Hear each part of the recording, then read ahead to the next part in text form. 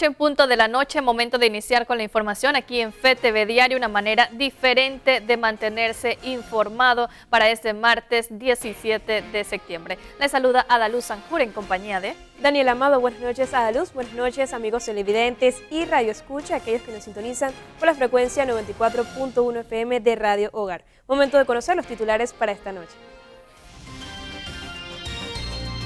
En esa edición de FETV Diario, comunidad universitaria se prepara para jornadas de protestas en rechazo a la resolución 69. Elección de magistrados de la Corte Suprema de Justicia genera expectativas entre diversos sectores del país.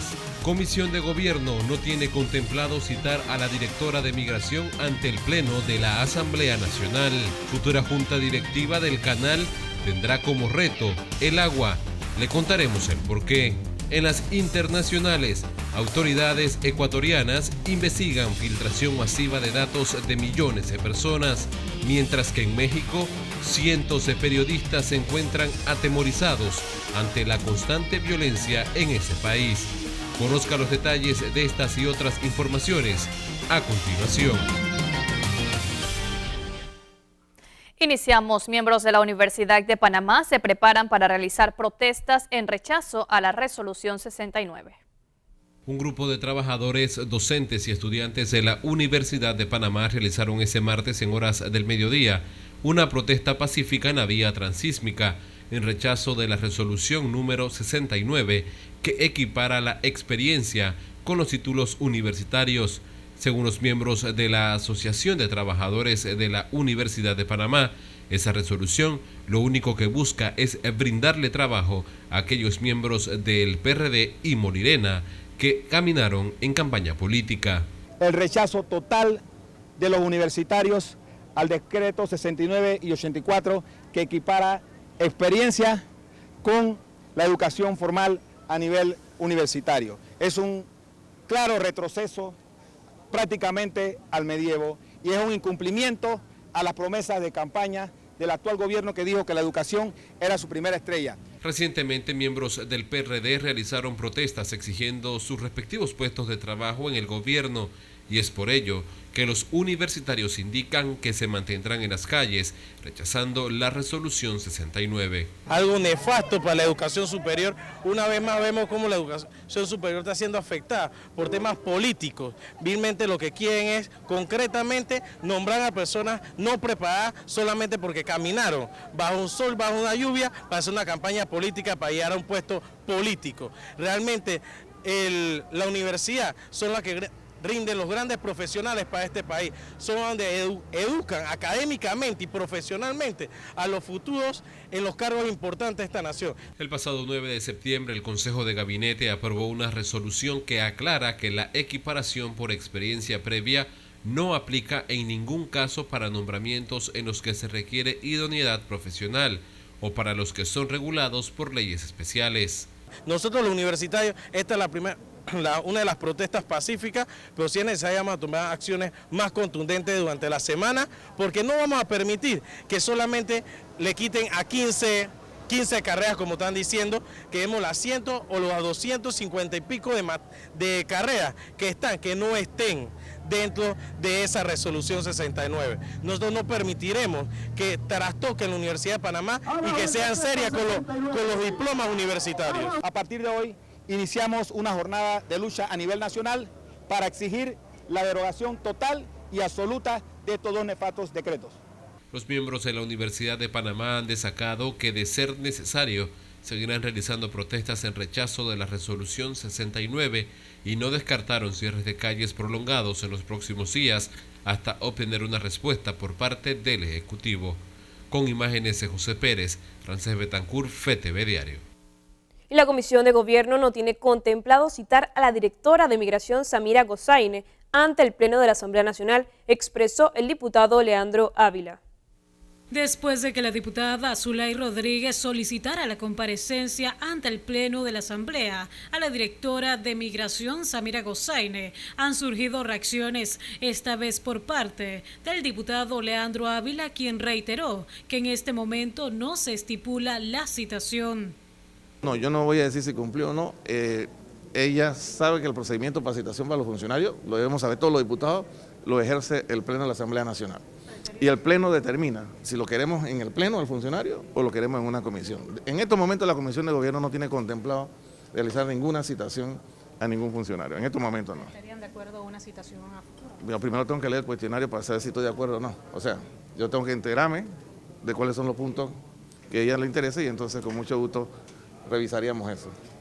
Por su parte, el diputado de la Vía Independiente, Gabriel Silva, mencionó estar de acuerdo que el Pleno cite a la directora de Migración para deslindar cualquier tipo de dudas. Sí, yo creo que es pertinente. Yo escuché el audio, no vi la entrevista que luego tuvo la directora en los medios de comunicación, pero sí creo que la ciudadanía panameña y también los diputados acá de la Comisión de Gobierno que vemos temas de migración, merecemos algún tipo de explicación sobre lo que sucedió, ¿no? Para no solamente juzgarla a ella, no solamente ver qué fue lo que pasó en esa situación, sino ver qué se puede modificar en las leyes migratorias para que esto no vuelva a suceder, ¿no? Que no quede a discreción de un funcionario público quién entra y quién sale del país. Mientras tanto, la diputada Zulay Rodríguez reaccionó al tema y dijo que sí se hará efectiva la citación, con el interés de preguntar si se han investigado los casos de trata de blancas. Nos ha llegado el conocimiento de que en el gobierno pasado hubo encubrimiento por el delito de trata de blancas y como ya la señora Samira Gossaine señaló que ella no va a investigar lo que hicieron en la administración pasada porque ella asume que todo es perfectamente legal, ya ese cuestionario lo estamos elaborando en la Comisión de Familia porque vamos a votar para ver si la citamos a la Comisión de Familia por el asunto de trata de blancas y la protección de las mujeres. Sin embargo, el diputado Ávila explicó que se debe presentar un cuestionario para que el Pleno lo evalúe y así proceder con la citación, siempre y cuando se cuente con al menos 36 votos. Yo sé que ella es la directora de Migración y por ende debe tener control absoluto de todas las entradas y salidas del país y debe saber qué pasa. Y si la funcionaria se atrevió a dar ese permiso, ella tiene que tener algún artículo en su ley orgánica que se lo permita. En estos momentos yo no puedo opinar ni a favor ni en contra. No tengo la documentación para decir, bueno, ella cometió un error, no tengo esa información. Además, aclaró que el Pleno puede ordenar la conducción de un funcionario que se haya negado reiterativamente a asistir, no en primera instancia, y no lo pueda hacer un solo diputado o una comisión. Con cámara de Oriel Arce, Milady Madrid, FTV Diario. Y este martes inició el proceso de entrevistas a los aspirantes a magistrados de la Corte Suprema de Justicia. Unos 129 abogados panameños aspiran a ocupar el cargo de magistrados en la Corte Suprema de Justicia.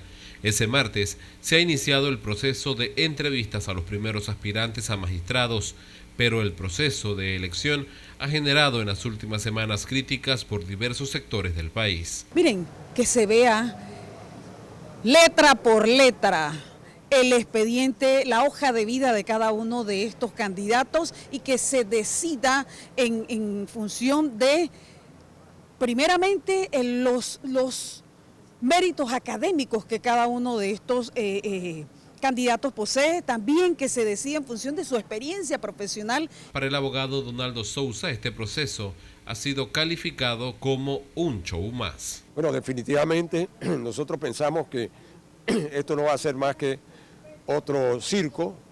En realidad el sistema es el mismo. Al final el presidente de la República va a escoger entre 5 los magistrados que él considere y eso no cambia en nada la escogencia final y el manejo. De los 129 abogados aspirantes, 46 son mujeres y 83 son hombres. De estos aspirantes hay magistrados actuales que buscan reelegirse, como el magistrado Jerónimo Mejía de la Sala Penal y Abel Zamorano de la Sala Contencioso Administrativa.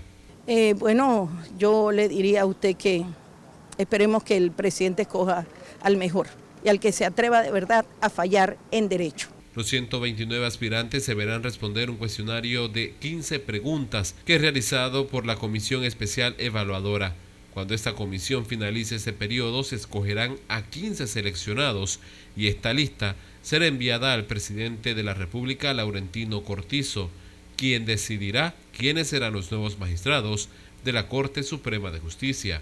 Los nombres deberán ser enviados a la Comisión de Credenciales de la Asamblea Nacional para aprobar o desaprobar su nombramiento. Con imágenes de José Pérez, Ramsés Betancur, FETV Diario. Y en otras noticias, el agua sería uno de los principales retos para la nueva Junta Directiva de la Autoridad del Canal de Panamá. El empresario Nicolás González Revilla mencionó que sin duda uno de los temas principales que debe afrontar el Canal de Panamá en conjunto con la nueva Junta Directiva es el agua.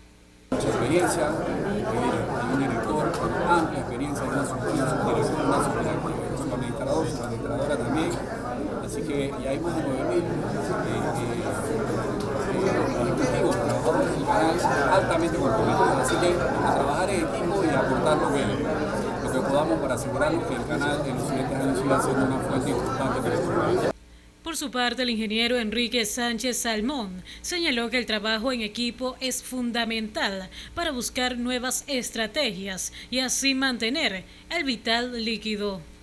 Los retos principales del canal es seguir al servicio del pueblo panameño a través de una administración transparente y una administración prístina que optimice los réditos del canal hacia el pueblo panameño. Eso es crítico porque realmente el canal, el pueblo panameño depende de un canal que funcione bien y que le dé los réditos que necesita para su desarrollo. Y eso realmente en resumen es lo que tiene que hacer un director, asegurar que junto con los otros 10 directores haga el trabajo de asegurar de que el canal funcione de forma óptima.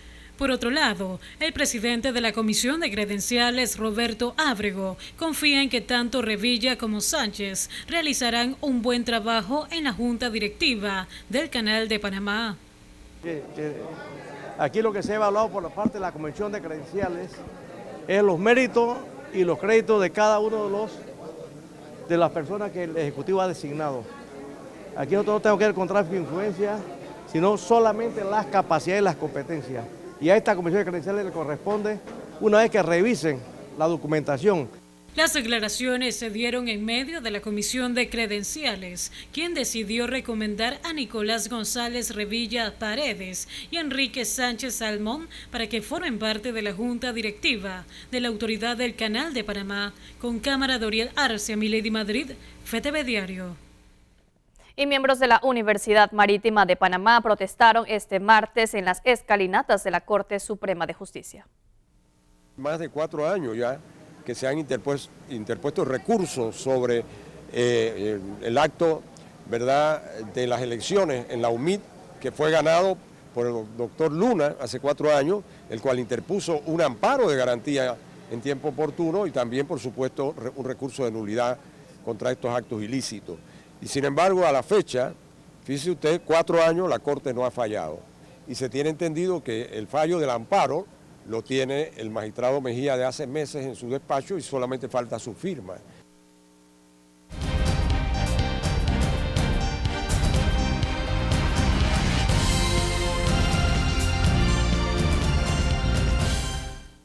Buenas noches, amigos televidentes. Ayer en la Asamblea, una vez más, ocurrió una situación que a lo único que contribuye es a seguir hundiendo a ese importante órgano del Estado. Me refiero al hecho cierto que hay la diputada Rodríguez, la diputada Zulay Rodríguez, desde un tiempo para acá se ha dado a la tarea de hacer uso desde la curul, que le corresponde, que ganó en buena lid en las pasadas elecciones, en la hora de incidencia, convocar o citar o pedir que se cite a funcionarios del Ejecutivo o de cualquier dependencia, sí, del Ejecutivo fundamentalmente. Eso no tiene nada de malo. Es lo correcto, además, que los diputados, cuando se da una situación, una circunstancia, citar a un funcionario para que explique lo que está pasando. Pero por alguna razón que desconocemos, la diputada se ha dado la tarea que cada vez que se viene una citación o que ella promueve una citación, en el camino de la citación o en el camino de sustentar la citación, comienza a endilgarle una serie de epítetos, de calificativos y hasta señalarle temas de delitos a los funcionarios. Anterior, a la más reciente fue con el administrador del canal, el ya salido ingeniero Quijano.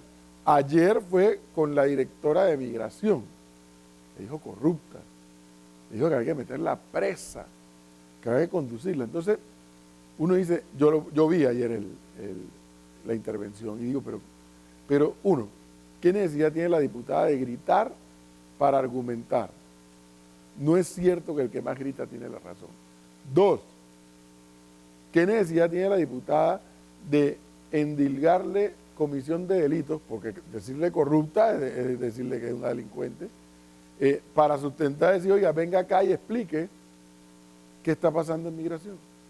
Bueno, en menos de 24 horas, dos cosas ocurrieron. Una, un diputado, colega de ella, copartidario de ella, el diputado Alejandro Ávila dijo, la Asamblea no puede citar a cualquier funcionario. La Constitución es clara. Se cita a los ministros de Estado o a los funcionarios que han sido ratificados por la Asamblea. La directora de Migración, ahora directora, antes director, no es ratificado por el Pleno de la Asamblea. En consecuencia, esa citación no procede. Pero si lo que se busca es protagonismo, bueno, allí no nos podemos meter. Pero el segundo hecho que yo pude advertir que iba a ocurrir, y ocurrió en el día de hoy, es que el presidente de la República, Laurentino Cortizo, a pregunta hecha por los periodistas que le indican, ¿y usted va a sacar a la directora de migración? El presidente, con un tajante no, terminó con la pregunta. No la voy a sacar. Pero es que la diputada dijo, la diputada tiene todo el derecho a hacer sus intervenciones. Yo no voy a sacar a la directora de migración. Eso que estamos viendo es normal. Por supuesto que no es normal. ¿Lo habíamos visto antes? Por supuesto que no lo habíamos visto antes. ¿A qué me refiero? A que unos diputados en los 78 días de gestión del presidente Cortizo se han dado la tarea, cuidado, no de ejercer su labor fiscalizadora, que eso hay que aplaudirlo, que ejerzan su labor fiscalizadora, pero se han dado la tarea de estar disparando o estar a contrapunto del Ejecutivo, que es de su propio partido. ¿Eso lo habíamos visto antes? No. ¿Eso está bien o está mal? Cuidado. Está bien si los diputados del partido, que es el mismo partido del presidente, en este caso Cortizo, quieren ejercer la labor fiscalizadora plenamente. Excelente, eso es lo que se quiere. Lo que no está bien es que hagan uso de ese supuesto contrapeso para cortocircuitar o zancadillar la gestión del presidente Cortizo. Eso es lo que no está bien. Está correcto la fiscalización. Está muy mal el pretender meterle zancadillas a la gestión del Ejecutivo. ¿Usted cree que es casual que un grupo denominado no sé qué cosa, de torrijistas del PRD, han dado un plazo de no sé cuántos días para que los nombren si no van para la calle? ¿O usted cree casual que el grupo de miembros del PRD allá en Colón estén armando protestas? Nada de eso es casual. ¿Qué nos corresponde al resto de los ciudadanos, al resto de los gobernados? Estar vigilantes de esto que está ocurriendo.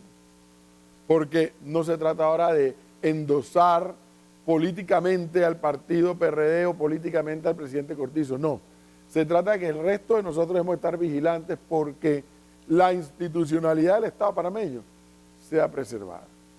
Y si hay gente que la quiere quebrar, ya no disminuir como está ocurriendo, que está disminuyendo cada vez más, sino que hay gente que quiere quebrar esa institucionalidad, nosotros los gobernados, tenemos que estar ojo avisor de eso.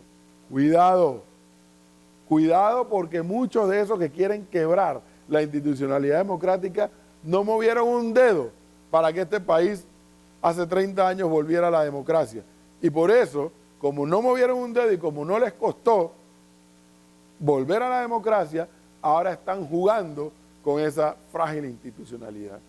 Y en ese sentido, tendríamos que estar muy pendientes de las actuaciones del presidente Cortizo y de aquellos que quieren zancadillar esa gestión. Me refiero al punto institucional. Yo no me meto en el tema político porque yo no soy miembro de ningún partido político ni tengo hacha que amolar en los partidos políticos. A mí lo que me preocupa y me interesa es que la democracia del sistema panameño funcione, que la institucionalidad del Estado panameño funcione y que en ese rejuego de democracia e institucionalidad se entienda que hay quienes adversan políticamente al gobierno y quienes apoyan políticamente al gobierno.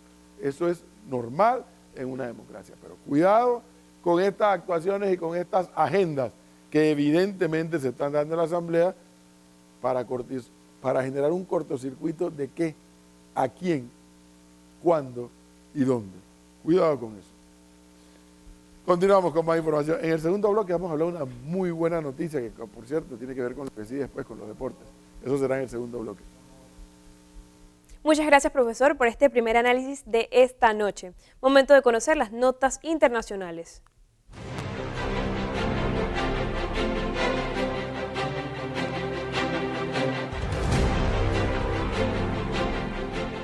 El guía supremo iraní descartó cualquier tipo de negociación con Estados Unidos. Los detalles en la siguiente nota. El guía supremo iraní descartó el martes cualquier tipo de negociación con Estados Unidos.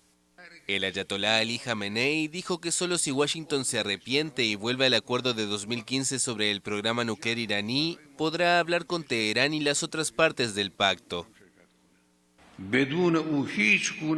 Sin esto, no habrá negociaciones entre funcionarios de la República Islámica de Irán y de Estados Unidos a ningún nivel, ni durante la visita a Nueva York, ni durante ninguna otra. Teherán y Washington están enfrentados desde mayo del año pasado, cuando Estados Unidos se retiró unilateralmente del acuerdo y volvió a aplicar duras sanciones económicas al país en una campaña que llama de máxima presión. Irán respondió dejando de cumplir varios de sus compromisos de ese pacto, que consistía en renunciar a su programa nuclear a cambio del levantamiento de las sanciones económicas. Estados Unidos dijo el lunes que su ejército se está preparando para responder al ataque con drones a varias instalaciones petroleras de Arabia Saudí, que la Casa Blanca atribuye a Teherán. La era de la indiferencia con el clima ha llegado a su fin. En Nueva York, adolescentes se preparan para iniciar una protesta. A sus 14 años, Nora Yel pasó de la indiferencia a la acción. Durante años escuchó hablar de proteger el medio ambiente y de reciclaje en la escuela, pero ahora siente una obligación de hacer algo. Esta joven participará en Nueva York en su primera protesta por el clima junto a decenas de miles de personas, incluida la activista ambiental sueca Greta Thunberg de 16 años. Los problemas climáticos ya no pueden pasar desapercibidos, ya pasó ese punto, e incluso en el mejor de los casos aún enfrentaremos muchos problemas. Por lo tanto, sería bueno si pudiéramos correr más la voz.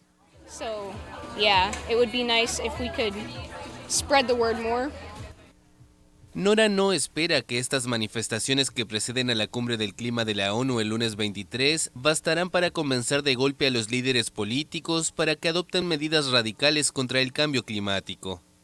Pero cree que a la larga habrá una toma de conciencia progresiva. Lo mismo piensa Elijah Gutiérrez, otro neoyorquino de 17 años que ya se interesaba por la ecología, pero que terminó involucrándose tras ver el movimiento lanzado por Thunberg en Europa. Hemos reconocido el problema, hemos reconocido que necesitamos proteger nuestro futuro y reconocemos que los políticos de mayor edad no van a hacer eso por nosotros. Y por eso hemos ido a marchas, protestas y manifestaciones para mostrar que no vamos a dar marcha atrás y que esto es algo que podemos hacer. Así que creo que ya hemos asumido nuestro papel como jóvenes para mostrar que esto es algo importante para nosotros. Para la marcha del viernes, que se anuncia como la mayor manifestación por el clima en la historia de Nueva York, los alumnos ya recibieron permiso de la alcaldía para faltar a clase. Elijah es el organizador de la marcha de su escuela secundaria, y aunque por ahora solo logró convencer a 10 compañeros de participar, espera que otros 20 se sumen para el viernes. Nos vamos a México. Periodistas temen por sus vidas. Estos se alían para continuar ejerciendo la profesión y cuidarse mutuamente, explicó la reportera Mago Torres. Frente a la violencia, los periodistas en México se cuidan mutuamente para continuar trabajando. Eso asegura la reportera Mago Torres, una de las condecoradas con el premio Brecht Valdés de Periodismo y Derechos Humanos. Desde monitoreo físico, decir voy a estar acá, aquí, ¿no? Como estas estrategias sencillas de seguridad, hasta tener espacios de diálogo para hablar de las emociones, ¿no? La periodista independiente recibió este año, junto a otros 6 colegas, el galardón otorgado entre otros por la ONU y la AFP por su investigación ¿A dónde van los desaparecidos? El país de las 2000 fosas. El equipo elaboró un mapa de localización de al menos 2 millares de fosas clandestinas repartidas en todo el país. Además de un trabajo periodístico, fue creado como una herramienta de presión para reclamar el apoyo de las autoridades públicas en la identificación de los desaparecidos, unos 40.000 en total. Después de la publicación, grupos de familiares habían solicitado documentos o habían solicitado información en las fiscalías estatales, las autoridades estatales, y decían que no había información, y utilizaron el mapa para decir: aquí está la evidencia, porque la investigación se hizo con documentos públicos. Torres, que vive en Estados Unidos desde 2015, explicó que los miembros del equipo nunca estuvieron juntos en la misma habitación, pero que activaron entre ellos un sistema de control y entablaron un diálogo para canalizar sus emociones. Además, contó que el grupo descartó hacer reportajes sobre el terreno por el peligro que corrían sus integrantes. Según Torres, sus compañeros hicieron un primer viaje exploratorio a una zona de fosas, pero les dijeron mejor si se van. Avanzamos en la información internacional. El gobierno de Ecuador investiga la difusión en Internet de los datos personales de millones de ciudadanos. Ecuador investiga la difusión en Internet de los datos personales de millones de ciudadanos. Tenemos una empresa privada ecuatoriana que lastimosamente ha sustraído información posiblemente de 2 o 3 instituciones públicas que trabajaron en el régimen del gobierno anterior, funcionarios públicos del gobierno del economista Rafael Correa. La compañía de seguridad informática VPN Mentor descubrió la violación de la privacidad de más de 20 millones de personas, la mayoría de Ecuador, en un servidor sin seguridad ubicado en Miami, que sería propiedad de la firma ecuatoriana Novastrat. La información que en este momento estoy en capacidad de compartir con ustedes es que es un tema muy delicado, es que es una importante preocupación para todo el gobierno y para el Estado, que estamos trabajando en una investigación que nos permita en las próximas horas establecer con claridad responsables de lo que ha sucedido. En el caso estarían involucrados empleados del estatal Sistema Nacional de Información, encargado de ajustar los planes de desarrollo y finanzas en la época de Correa, quien vive en Bélgica y afronta una orden de prisión por el secuestro de un opositor. El gobierno de Quito ha denunciado más de 40 millones de ciberataques contra instituciones públicas, tras retirar el asilo al fundador de Wikileaks, Julian Assange, quien se encontraba desde 2012 refugiado en la embajada ecuatoriana en Londres. En esta ocasión, el gobierno ha negado un hackeo o ataques a la ciberseguridad del país. El gobierno venezolano de Nicolás Maduro anunció el comienzo de diálogos y un primer acuerdo con un sector de la oposición. Acudieron. El presidente de Venezuela, Nicolás Maduro, anunció el lunes el inicio de diálogos y un primer acuerdo con un sector de la oposición. Se firmó el primer acuerdo de paz, entendimiento y convivencia entre importantes sectores de la oposición venezolana y las fuerzas bolivarianas y el gobierno bolivariano. El pacto suscrito prevé el retorno inmediato del Partido Socialista Unido de Venezuela al Parlamento, el único poder controlado por la oposición, del cual se retiró en 2016. El legislativo sesionará el martes. Además, establece una mesa de diálogo en momentos en que el líder opositor, Juan Guaidó, reconocido como presidente interino por unos 50 países, ha dado por agotadas las conversaciones entre la oposición y el gobierno que se llevaban a cabo en Barbados. El régimen abandona, y nosotros afirmamos el día que el formato de Barbados está agotado. Maduro aclaró que el acuerdo de lunes no cierra las puertas a esas negociaciones en las que media Noruega. Guaidó reveló su propuesta en Barbados de un Consejo de Gobierno de Transición, compuesto también por la Fuerza Armada Nacional. Esto implicaría, además, por supuesto, la salida inmediata de Maduro y mi separación del cargo hasta una elección presidencial. Entre los partidos opositores que firmaron el pacto con el gobierno de Maduro están el ex candidato presidencial Henry Falcón y los dirigentes Timoteo Zambrano y Claudio Fermín, que son vinculados frecuentemente con el chavismo. Luego de este recorrido por el mundo, llega el momento de hacer nuestra primera pausa aquí en FTV Diario. Daniela. Así es, Adaluz, no le cambie de canal, ya volvemos.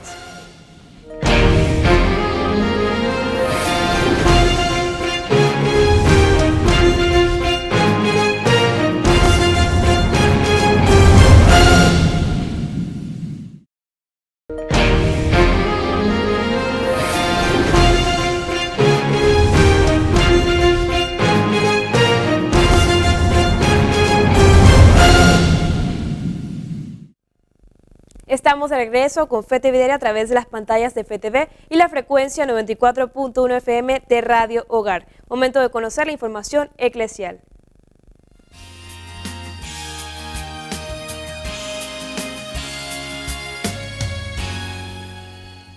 El líder de la Iglesia Ortodoxa viajó hasta el Vaticano para agradecer al Papa Francisco el regalo de las reliquias de San Pedro.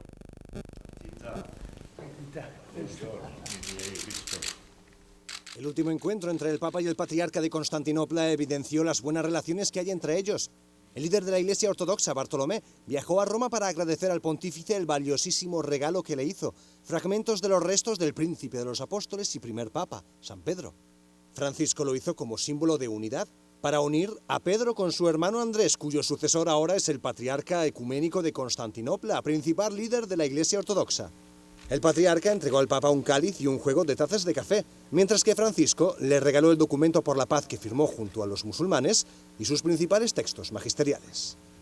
El regalo de los fragmentos de San Pedro fue un gesto apreciadísimo por el patriarca, quien también lo reconoció como un gesto concreto de cara a la unidad. Y el presidente de Malta se reunió con el Papa Francisco. En el encuentro abordaron el tema de la migración de los jóvenes africanos hacia Europa. Muchos jóvenes que huyen de un futuro incierto en África acaban en Malta, la primera isla europea que encuentran cuando atraviesan el Mediterráneo. Su presidente, George Vella, afrontó esta crisis durante su encuentro con el Papa Francisco. Los puntos centrales del encuentro fueron la migración, la pobreza y el futuro de los jóvenes en África. El presidente de Malta abordó, junto al Papa Francisco, otros temas que preocupan en la isla, como las cuestiones fronterizas, la seguridad marítima, el cambio climático, la democracia en África y la economía. Se ve que esta es su mayor preocupación. Además, acaba de regresar de su viaje a África. Se nota que le preocupa el futuro de los jóvenes en África, que obviamente también forma parte del proceso de migración, que termina en el Mediterráneo. Los dos líderes hablaron de las consecuencias de la crisis migratoria para Malta. Los dos esperan que pronto se encuentren soluciones a este drama. El presidente no perdió la oportunidad de invitar al Papa a Malta. Quizás pronto podamos ver a Francisco rumbo a esta isla para llevar su mensaje a uno de los epicentros de la crisis migratoria. Más de 6.000 rosarios fueron entregados en Siria a familias que han perdido familiares a causa de la guerra y persecución religiosa. En Siria, los cristianos se sienten más que nunca acompañados. Durante la fiesta de los Dolores de la Virgen María se llevó a cabo una iniciativa especial. En parroquias como la Catedral de Nuestra Señora de la Paz en Homs, se entregaron 6.000 rosarios, bendecidos por Francisco, junto a un Nuevo Testamento en árabe y una cruz hecha con madera de olivo de Tierra Santa. Los rosarios se entregaron a miembros de familias en las que algún miembro fue asesinado o secuestrado durante la guerra. En más de 480 parroquias de Siria se reunieron a rezar especialmente por ellos. Esta mujer, por ejemplo, dice que vino a recoger uno de los rosarios para su sobrino, quien está luchando contra el trauma de haber sido secuestrado. Desde entonces no sale de casa más que para lo necesario. Me gustaría tener un rosario para él, para que lo proteja, para que se sienta mejor y que salga de esta situación. Ayuda a la Iglesia Necesitada calcula que más de 2.000 familias cristianas han perdido a un familiar o incluso a más de uno en la guerra. Otras 800 viven bajo la angustia de tener un ser querido secuestrado. Por eso se lanzó la iniciativa Consuela a mi pueblo. El objetivo de esta iniciativa, lanzada por el Papa Francisco el 15 de agosto en San Pedro, es promover gestos concretos de apoyo a los cristianos de Siria, sean católicos o no. De hecho, en la celebración en la Catedral de Homs estaban presentes arzobispos católicos y ortodoxos. Esta es una de las iniciativas, pero no la única. Ayuda a la Iglesia Necesitada. Lleva trabajando en Siria desde 2011. Ha desarrollado 850 proyectos en la región, para los que ha destinado 38 millones de euros. Puede parecer mucho, pero desde la organización aseguran que aún queda un titánico trabajo por delante para reconstruir no solo el país, sino los corazones de sus habitantes. Bien, hasta aquí la información eclesial. Cambiamos de asunto. El diputado Gabriel Silva espera que se apruebe en primer debate el proyecto de ley de declaración jurada, que tiene como objetivo que los servidores públicos demuestren cómo obtuvieron sus bienes. Mira, la declaración jurada de bienes está establecida en nuestra Constitución, en el artículo 304, y te dice cuáles son esos funcionarios públicos de alta jerarquía que tienen que declarar al inicio de su gestión y al final de su gestión con cuánto entraron y con cuánto salieron. Sin embargo, cuando ves ese artículo de la Constitución, hay varias figuras públicas de alta jerarquía que no están ahí. Por ejemplo, representantes de corregimientos no tienen que declarar, los alcaldes tampoco, inclusive los diputados tampoco tienen que hacer una declaración jurada de bienes. Este proyecto de ley lo que busca es eso, que esas figuras de alta jerarquía dentro del Estado tengan que declarar al inicio y al final de su gestión con cuánto entraron y con cuánto salieron. Y no solo eso, sino que cuando en uno de esos años de gestión tengan un incremento de su patrimonio, tengan que por obligación nuevamente declararlo. El diputado Alejandro Ávila dio a conocer cómo avanza la consulta ciudadana y dijo que ya han visitado 6 provincias y esperan entregar un informe ante el Pleno antes del 31 de octubre. Ya hemos recorrido 6 provincias, hemos hecho 29 consultas. Lo interesante de esto es que si vamos a Veragua, no solamente nos quedamos en Santiago, hemos ido a los distritos más lejanos y más pobres del país a llevar la información de la consulta ciudadana. Nos falta Darién, nos falta Colón, nos faltan las comarcas. Calculamos nosotros que el 2 de octubre voy a estar terminando el recorrido provincial y comarcal, y del 3 quizás al 10 o 12 de octubre vamos a estar en este salón o quizás en el auditorio de la Asamblea, escuchando a todos los grupos organizados o no que quieran venir a hacer sus propuestas a favor o en contra, o que quieran presentar modificaciones. La diputada Kaira Harding citará nuevamente al consorcio Panamá Cuarto Puente. Dijo que de no cumplirse esta reunión se tomarán otras medidas. Sí, como sabes, para hoy a las 10 de la mañana era la visita de la Comisión de Infraestructura Pública a las oficinas del consorcio del Cuarto Puente. Nos mandan una nota el día viernes señalando que no podían estar porque tenían algunos otros compromisos y creo que sus representantes estaban fuera del país. Lo que sí estamos haciendo es enviándoles una citación para el próximo martes 24 de septiembre en la Asamblea Legislativa, en el Salón Azul de la Asamblea Legislativa a las 10 de la mañana. Y de igual forma le hacemos referencia al artículo 49 de nuestro reglamento interno que señala que si no vienen pueden ser conducidos por la comisión. El director del Instituto de Acueductos y Alcantarillados Nacionales asegura que se buscarán nuevas estrategias para que llegue agua potable a todos los hogares panameños. Como lo dije con la pregunta que me hicieron, el IDAN es la institución que más energía eléctrica consume. Primero, vamos a llevar a la institución a ser gran cliente. Con esto nosotros podemos ahorrar entre 3 a 4 millones anuales y que esa cantidad de dinero que podamos ahorrar, utilizarla para el mantenimiento preventivo y correctivo de las instalaciones de la institución.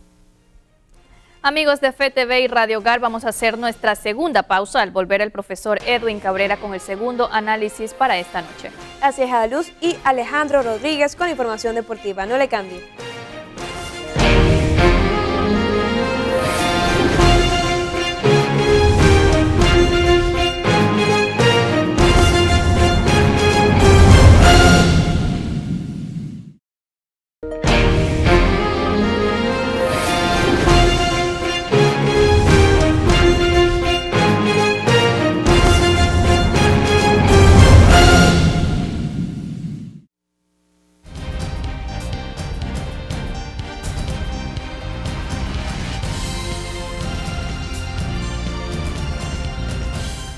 De regreso, amigos televidentes.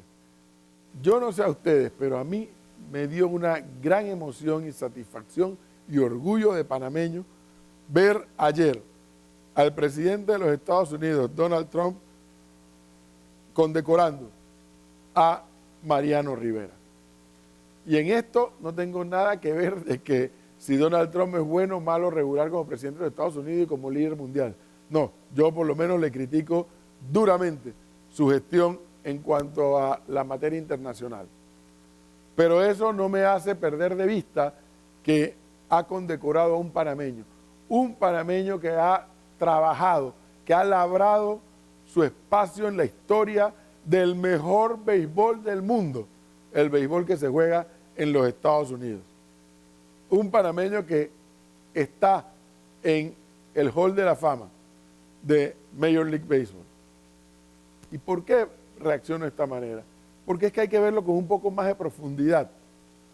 Yo siempre le decía a mis alumnos, un Mariano Rivera que salga de China, el país más poblado del mundo, es probable porque ante tal cantidad de población es probable que salga ahí uno con esas cualidades.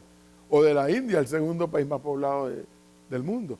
O de la Ciudad de México, la ciudad más densa del mundo, donde vive más gente dentro de esos kilómetros cuadrados.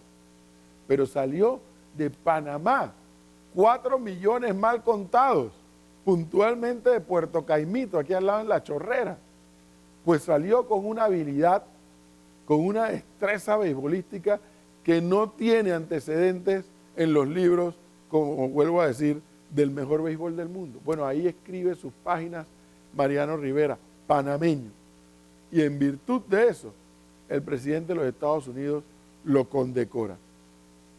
Dígame si no es para sentirnos orgullosos de la capacidad que tiene este país en tan poco territorio y tan poca población poder producir un Mariano Rivera, y como Mariano Rivera, bueno, los Roberto Durán, los Irving Saladino, y sigue usted contando. Para no hablar de destacados panameños en las ciencias, en las artes.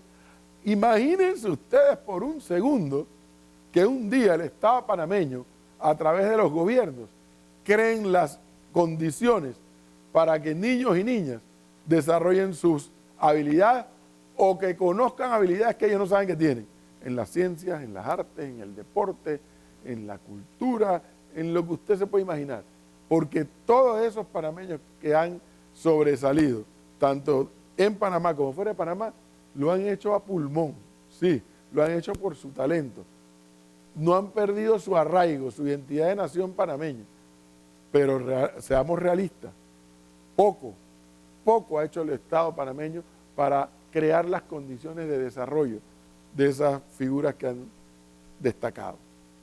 Qué bueno que en la Casa Blanca el presidente Trump le diera este reconocimiento a Mariano Rivera, y nosotros los panameños debemos felicitar a Mariano Rivera y sentirnos orgullosos que nos represente como panameños dignamente.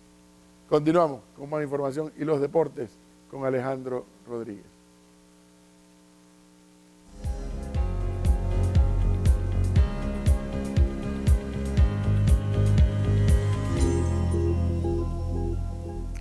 Bien, gracias, profesor. Así es, como bien lo decíamos desde ayer, Mariano Rivera recibió esa mención honorífica por parte, esa medalla honorífica por parte del presidente y el gobierno de los Estados Unidos.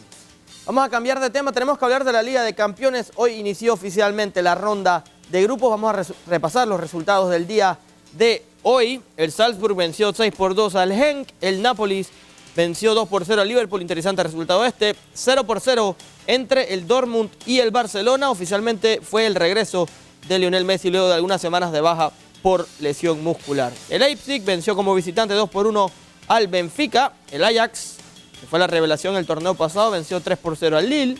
Chelsea cayó derrotado como local 1-0 ante el Valencia. El Inter empató 1-1 ante el Slavia Praga, buena sorpresa por parte del Slavia Praga.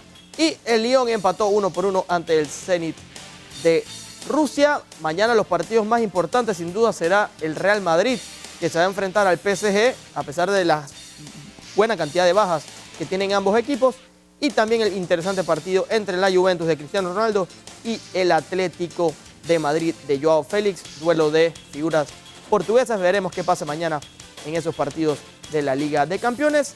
Ambos, o todos los partidos iniciarán entre 12 de mediodía y 2 de la tarde, la segunda tanda de partidos. Eso en cuanto a la Liga de Campeones. Tenemos que hablar de nuestra selección de Panamá, bajo la dirección técnica de Américo del Tolo Gallego.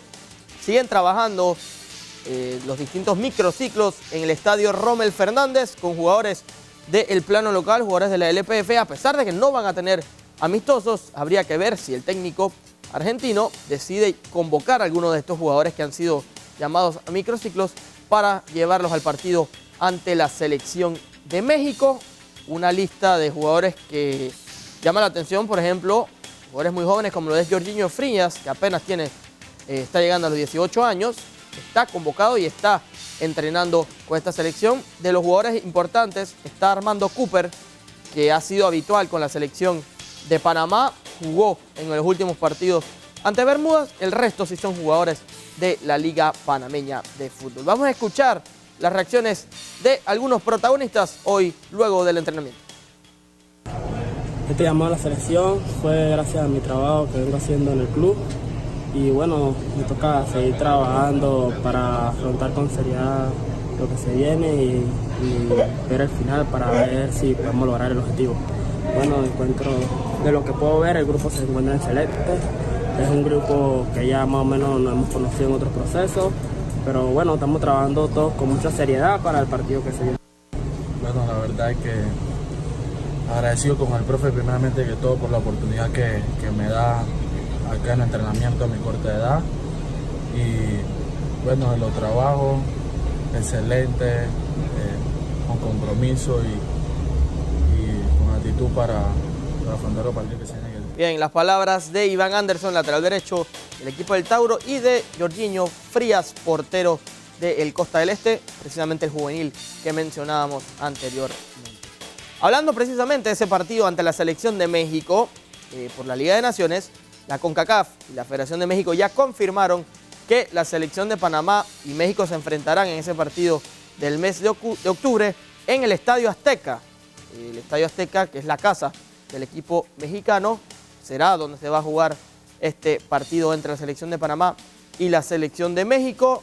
Un Estadio Azteca que en su momento ha sido muy criticado, el estado de la cancha. Por ejemplo, el año pasado un partido de la NFL inclusive fue suspendido en este estadio.